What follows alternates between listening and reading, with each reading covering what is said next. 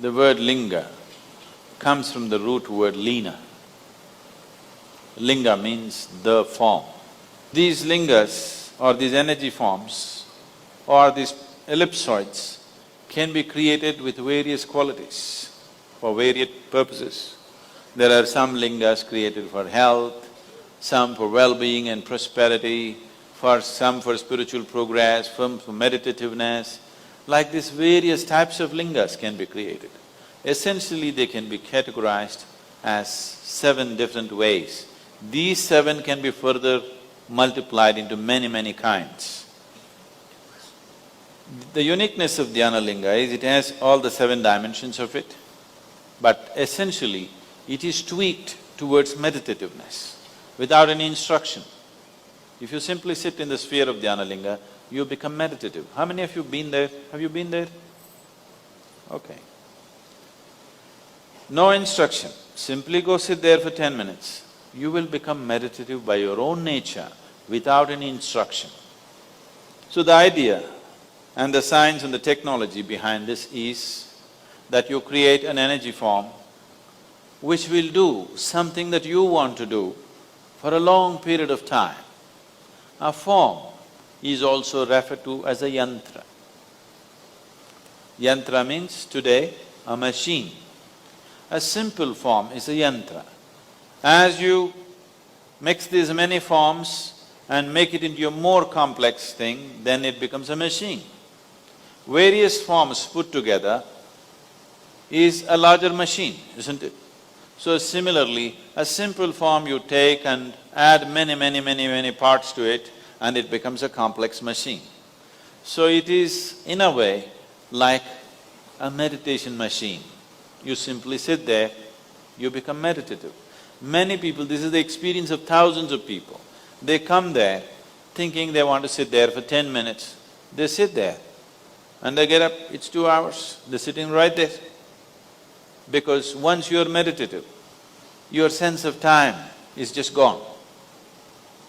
Time rules you only because you are strongly physical. The more physical you are, the more difficult it is to pass time. Please see this. Have you noticed this? If you're intellectually active, time passes off much more quickly. If you are beyond the intellect, time just disappears in your experience. But if you are just physical, time doesn't go, you fidget. Isn't it so? The more physical you are, the more time tortures you. Time torture is only for the physical. If you're not physical, time doesn't torture you. To become meditative means to create distance between you and your physicality. Not to give it up, but to carry it loosely. If you carry it loosely, you can use it the way you want. When you don't want, you can drop it. If you get enmeshed in it, everything that is the quality of the physical also torments you. All the limitations of the physical infect you and bother you through your life. So meditativeness means, on one level, it just means that you're creating a distance between you and your physicality. Or in other words, it is a simple journey from asatoma satgamaya. What is not true to true? What is it that's not true? What is not true is just this. You gathered this, it's a fact, but now you believe it is. This is you. This is not true, isn't it? So truth means you moved away from untruth. Truth is not some kind of a thing that you do. If you don't lie, you're truthful. You don't have to do anything to be truthful, isn't it? If you have to lie, it's a very complex exercise. Yes or no? Huh? You know it by experience, don't you? If you have to tell a lie, it's a very complex exercise. To be truthful, what do you have to do?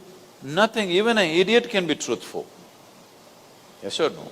It's very simple. If you simply sit here, you're truthful, isn't it? If you want to tell a lie, it takes a lot of complexity. So, truth is not something that you do. You move away from untruth, you're truthful. It's just that simple. So Dhyanalinga is just a tool towards that.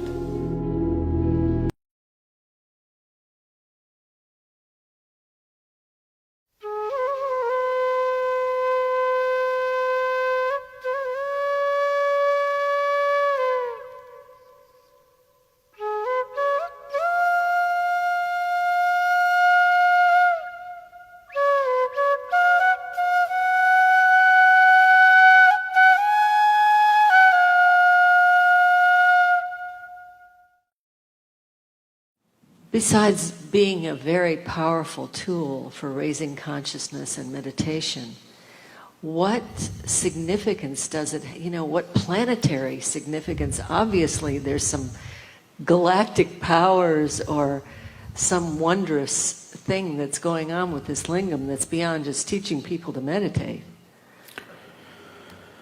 There are various dimensions to it.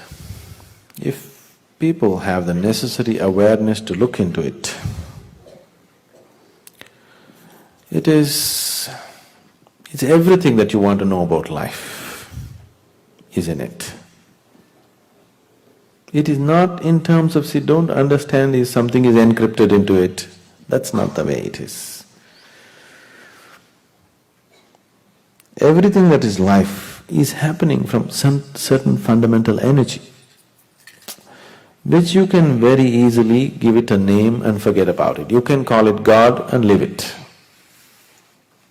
It's very childlike to come to that conclusion. That energy which is the basis of life, how it is going about creating life everywhere, that energy is in a certain manifesting mode there. So if one has the necessary awareness to look into it, everything that's worth knowing about life is right there. It is not even there, it's right here within you. You are a linga with 7 chakras, It is just that you as a linga have not risen to your highest vibrance, that's all. You are functioning at a low mode. If you push this up to the height, you are a living linga yourself, nothing else. If your energy is raised to a certain pitch, your energies will naturally take the form of an ellipsoid. So, it is not even necessary that you have to go there, it is right here. But because this is right now not in a functioning mode, you go somewhere else where it's in a functioning mode.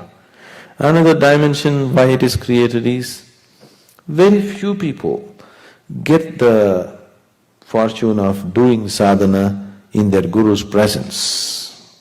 Not everybody will get that. So the linga gives you this opportunity. It's like a living person, except for the physical body, everything is there. It's like the highest possible being sitting there. In his presence you can do the sadhana. And he is not limited to any time and space. Wherever you are, you can manifest it. You don't have to visit the linga. There are so many people who are experiencing this wherever they are and then they come. It is not necessary it has to be in that space. Because you're so limited to your sense perceptions and your thinking and all this, physical presence becomes important. Otherwise, no. If you're open to it, wherever you are, it is.